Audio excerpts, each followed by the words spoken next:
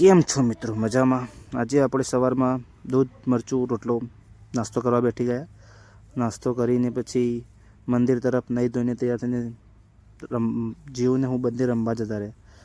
મંદિર તરફ ઝૂલો દોરી બાંધેલી, ત્યાં લાકડું બધાને હેકતા હતા છોકરા. તો જીવ કે મારે પણ હેકવું છે. મેં કીધું તું નાની છે, હજી પકડી ના એક જ રવા દે. પછી ત્યાં કૂતરો હતો, તો કૂતરાને બોલાવીને કૂતરા જોડે થોડી મસ્તી કાઢી. કૂતરાને જેમ નજીક બોલાવ તેમ વધારે તોફાન કરતો હતો.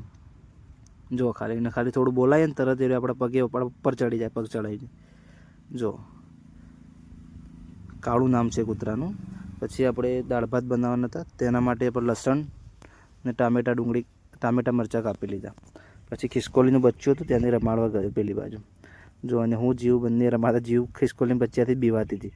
હું એને કહેતો લાવું તારી બાજુમાં લાવું, પણ કે ના મને બીક લાગે છે. જો એમને સામે લઈ જો બીવાશે. જો ખાલી એ રોવા લાગી કે મારે નથી, આમ કે મારે જોઈએ છે ને પછી ના પાડવા માંડી. જો એટલે બીવાય છે વધારે.